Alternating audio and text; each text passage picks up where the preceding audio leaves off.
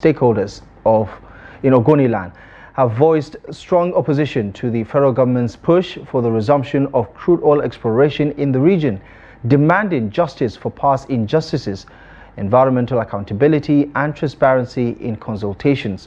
This opposition follows President Bola Tinubu's directive to the National Security Advisor to engage with the people of Ogoni regarding the potential resumption of crude oil and gas exploration in the land. Here's the report. It has been 32 years since Shell was kicked out of Ogoni following environmental concerns and other issues.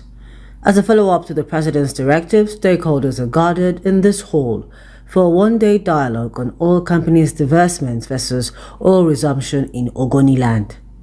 The dialogue is organized by the Lokiaka Community Development Center held in Port Harcourt, the Rivers State capital.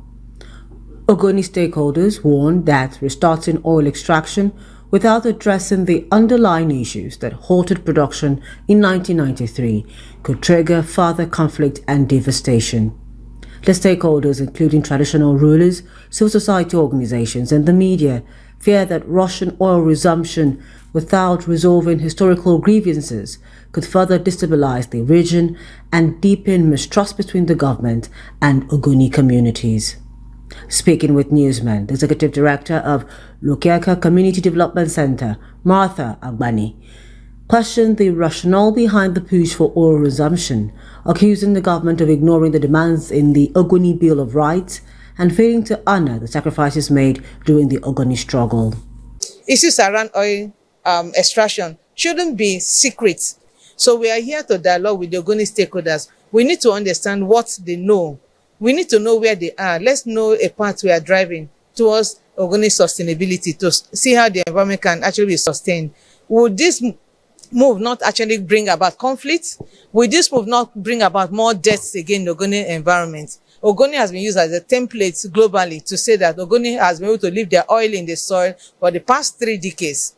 So why would the Ogoni just change to say they don't want oil to be, extracted? The country director of Natural Justice, Michael Karikwo, emphasized the need for robust environmental and social safeguards to prevent renewed tensions.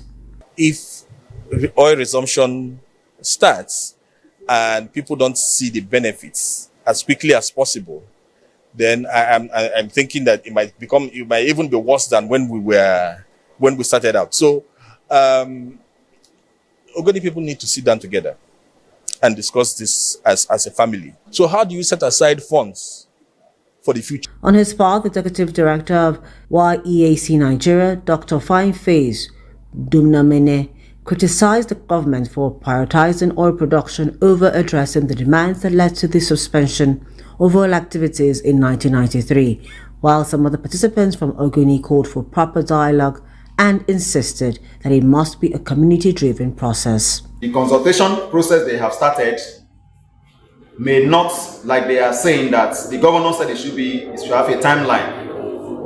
I bet them that in the next 5 years it will be difficult to take oil in Ogoni because the situation on the ground as enshrined in the Ogoni Bill of Rights will take quite a long time for them to can address it. Resumption of oil, when they carry their armies again and come to our communities, men will run.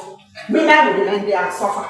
So we must have a voice so that this thing will work this time, not for us to be running up and down again. Ken never said there should be no taking of oil from Ogoni, but because of the practice, because of the way the government placed us and the pollutions, we wasn't part of it, we wasn't able to achieve anything as people who own the oil. That is why we started a struggle. So if the present government have decided that they're going to talk with the Ogoni, we need to have a Ogoni template and place before them.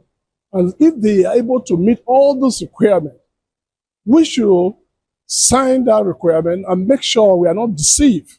The people called for inclusive consultations, justice for past atrocities, environmental remediation, and community-driven processes to ensure sustainable development in Ogoniland.